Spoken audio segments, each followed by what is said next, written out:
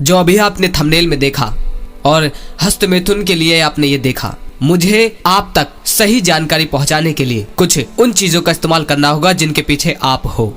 अगर मैं इसी थंबनेल की जगह गौतम बुद्ध की इमेज लगाता तो मैं ये निश्चित तौर पर कह सकता हूँ कि इस वीडियो को बहुत से कम लोग देखेंगे। आप खुद देख लेना, कुछ दिन बाद आप देखोगे यही वीडियो काफी अच्छा रिस्पांस दे रही है, सिर्फ इस कारण क्योंकि यहाँ वासना को छोड़कर हस्तमैथुन की बात हो रही है। लेकिन अब मैं आप लोगों से शिकायत तो कर नहीं सकता कि गौतम बुद्ध को क्यों नहीं सुन रहे, वीर्य का क्यों बखान कर रहे हो, या अपने जननांग को लेकर क्यों लगातार इनके बारे में विचार कर रहे हो। आपसे शिकायत करूंगा तो समय निकल जाएगा, तो इसीलिए सत्य को आप तक पहुंचाने के लिए मुझे इन सब का सहारा लेना पड़ रहा है। अगर किसी भाई को ठेस लगी है तो माफी चाहता हूं, पर मुझे ये रास्ता चुनना पड़ेगा। अब वीडियो शुरू करने से पहले मैं आप सभी को बताना चाहता हूं, अगर आप गौतम बुद्ध के दिए गए उपदेशों से बहुत ज्यादा प्रभावित हैं और आप चाहते हैं कि आप गौतम बुद्ध की संगति करें, तो मैंने एक चैनल खोला है जो अभी आपको स्क्रीन पर शो हो रहा होगा और डिस्क्रिप्शन में भी उसका लिंक है। उस चैनल पर जाइए, आपको गौतम बुद्ध से और उनके जुड़े हुए शिष्य से संबंधित लगातार आपको वीडियो मिलती रहेगी और लगातार आपकी संगति सही रहेगी। अगर आपको लगता है कि आपको वहां जाना चाहिए तो बिल्कुल जाइए, डिस्क्रिप्शन में लिंक है। लेकिन वही भाई जाइएगा जिन्हें वाकई में गौतम बुद्ध से कुछ लेना देना है, जिन्हें वाकई में कुछ सीखना है, जिन्हें जरूरत नहीं है, जो सिर्फ एक वीडियो देखकर दोबारा देखना पसंद नहीं करते, उनसे मैं कहना चाहूंगा वो अभी ना जाएं।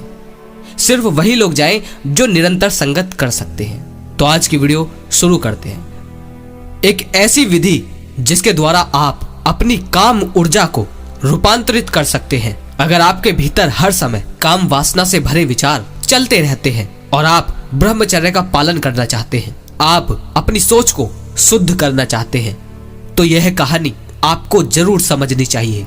एक बार एक जवान लड़का एक महात्मा के पास आता है और उनसे कहता है, महात्मा जी, काम वासना ने मेरे जीवन को नष्ट कर दिया है। चाहे मैं कोई भी काम करूं, परंतु मेरा मन हर समय कामुक विचारों से घिरा रहता है। मैं ना चाहते हुए भी काम वासना में लिप्त होता हूँ और फिर बाद में पछताता हूँ। मैंने कई बार ब्रह्मचर्य का पालन करने की कोशिश की, मैंने कई बार कसमें खाई कि मैं अब दोबारा से काम वासना में लिप्त नहीं होऊंगा, चाहे कुछ भी हो जाए, परंतु हर कसम टूट गई, हर प्रयास विफल हो गया।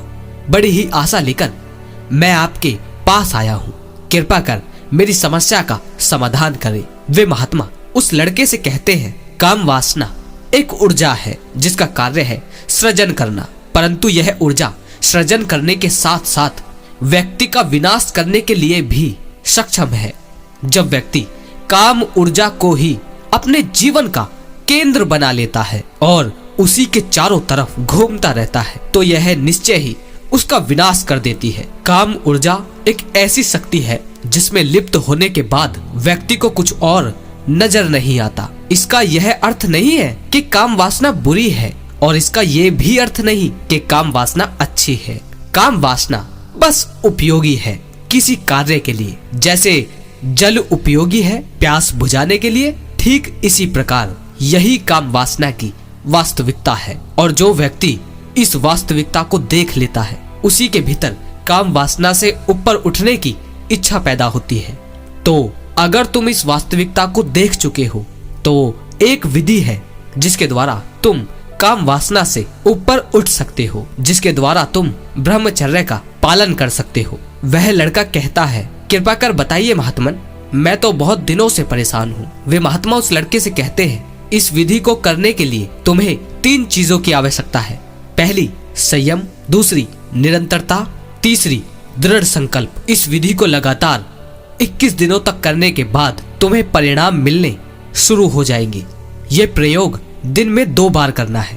पहला सुबह उठने के बाद और दूसरा रात को सोने से पहले। आलती पालती लगाकर बैठ जाए, कमर को बिल्कुल सीधा रखना है और अपनी आंखों को बंद कर लेना है और अपने भीतर ऐसा महसूस करना है कि आपके भीतर कुछ नीचे से ऊपर की तरफ जा रहा है। आंखें बंद करने के बाद अपने शरीर को बाहर से नहीं देखना, बल्कि उसे भीतर से देखना है। तुम्हें ऐसा महसूस करना है तुम्हारे भीतर एक ऊर्जा है जो तुम्हारे नीचे से ऊपर की तरफ बढ़ रही है। तुम्हें निरंतर ये महसूस करना है कि तुम्हारे नीचे से ऊर्जा ऊपर की तरफ जा रही है। यह केवल कल्पना करनी है और वो ऊर्जा तुम्हारे सिर के सबसे ऊपरी हिस्से की तरफ बढ़ रही है। शुरुआत में तुम्हें यह थोड़ा अजीब लग सकता है, लेकिन धीरे धीरे तुम्हें यह एहसास होने लगेगा कि तुम्हारे भीतर से एक ऊर्जा ऊपर की तरफ बढ़ रही है और इस एहसास के साथ ही तुम्हारे रूपांतरण की शुरुआत भी हो जाएगी। यह प्रयोग तुम्हें लगातार 21 दिनों तक करना है। 21 दिनों के बाद तुम्हें यह पता लगने लगेगा जिससे तुम अभी तक अनजान थे। 10 से 15 मिनट तुम्हें हर रोज सुबह और शाम करना है। अब ऐसा नहीं है कि इस प्रयोग को करने के बाद तुम काम वासना में लिप्त नहीं हो पाओगे, तुम काम वासना में लिप्त हो पाओगे, लेकिन इस प्रयोग के बाद तुम्हारे भीतर एक संयम आ जाएगा, एक नियंत्रण आ जाएगा, क्योंकि ऊर्जा की दिशा बदल चुकी होगी। जो ध्यान हर चीज को देखने के बाद नीचे लगता था वो अब तुम्हें ऊपर लगने लगेगा। पहले ऊर्जा नीचे की तरफ निकाल रहे थे, अब तुम्हारे विचार ही ये सोचने पर मजबूर हो जाएंगे कि ऊर्जा ऊपर की तरफ जा रही है। तो इस तरह से तुम अपनी काम ऊर्जा को रूपांतरित कर सकते हो। हर ब्रह्मचारी जाने अनजाने में ध्यान के द्वारा इस प्रयोग को करता है। ये ब्रह्मचर्य की शुरुआत है, ये काम ऊर्जा से ऊपर उठने की शुरुआत है, ये अपने विचारों को शुद्ध करने की शुरुआत है। इस विधि में सारा खेल भाव का है। जैसा तुम भाव करोगे वैसा ही तुम्हारे भीतर घटित होगा। तुम्हें बस भाव करना है कि तुम्हारे भीतर ऊर्जा ऊपर की ओर बढ़ रही है। यदि तुम लगातार 21 दिनों तक इस भाव को कर पाए तो तुम्हारा भाव ही कमाल कर देगा। तुम्हारी वो छोटी सी कल्पना ही तुम्हारे जीवन में कमाल कर देगा। इस प्रयोग के दौरान ये 3 बातें कभी मत भूलना। पहला, संयम, खुद के ऊपर संयम रखना, काम वासना में लिप्त मत होना जब तक कि 21 दिन पूरे ना हो जाए। दूसरी बात, निरंतरता। इस अभ्यास को लगातार करना है, बार बार करना है।